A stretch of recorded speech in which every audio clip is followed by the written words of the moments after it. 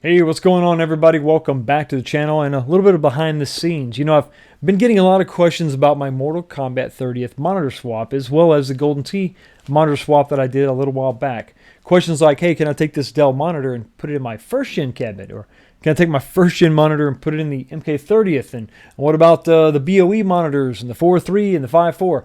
I thought the best way to maybe address all these questions, or maybe most of them, is to take three monitors, decase them, lay them out on the table, and just talk about each one individually, all the differences and the ways that they are similar, and hopefully that'll help you make the best decision for whatever mod or whatever project you're going to be undertaking. All right, so I have before you three monitors that I believe represent all the major phases, the major changes that Arcade1up cabinets have gone through as far as the 17-inch models are concerned. Starting over here on the left, you have the Rampage, the first generation monitor over here. This is a third generation BOE out of an X-Men versus Street Fighter cabinet. And then over here all the way to the right is going to be that stock MK30th LCD panel that I just pulled out of my cabinet. I'm so glad I did because that new monitor is awesome.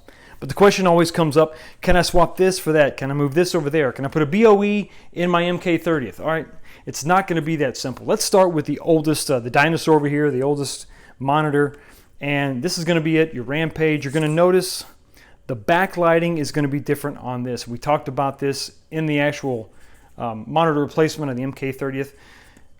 These are going to be CCFLs, the cold cathode fluorescent light bulbs basically are going to be lighting this monitor, and you can tell by the connector type and the thickness. The overall thickness of this monitor is really, it's pretty thick. You're talking about a thickness, let me get my tape measure, of about, at its fattest point, almost 3/4 of an inch. It's pretty thick. It's got some weight to it. When you compare that to the BOE, a much thinner panel, obviously we have a different backlighting method. You're talking about 3/8 of an inch, so a much thinner panel. As far as cable connections, you're always going to have, no matter what model, you're going to have these two connections, right? You're going to have your LVDS and the ground cable, and you're going to have these three wires that are just power, that power the backlight. So no matter if it's the first generation, the third generation, or even the MK30th, I guess that would be the fourth generation? Yeah, you're going to have these same connectors so that they can keep reusing the same PCBs. It's going to be the board that's going to be the difference maker. You can see the difference. This is a much more populated board because it's powering an LED backlight, which I believe is a complete LED panel behind the LCD. So that's why you get the good even lighting on the BOE versus the CCFLs over here where you've got a pretty sparse PCB, but it's really just breaking down the power, powering these light bulbs, top and bottom, that are shining down. Now, I think the reason why you're noticing a difference between the first generation and the third generation is because we have two light bulbs, top and bottom, shining down. That's my theory. I haven't decased this completely. I haven't gotten into the actual panel. I don't want to go that far because I want to reuse this, but that's my theory. That's my thought.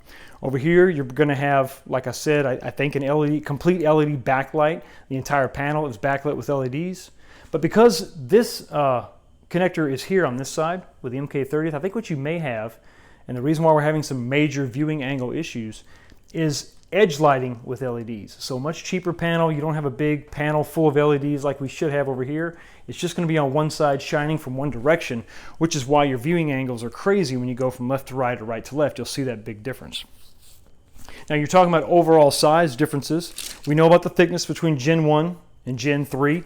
Gen 3 and Gen 4 are pretty same, almost identical as far as thickness is concerned.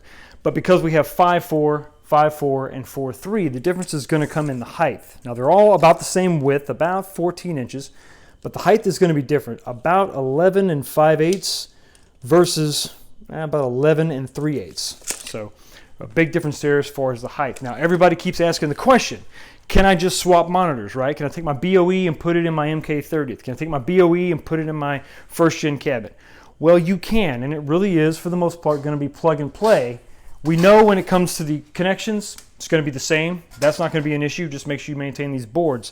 Also, when you look at the casings themselves, the actual mounts for the monitors, no matter whether you have a 4.3, this X-Men versus Street Fighter over here, or a 5.4, they are exactly the same.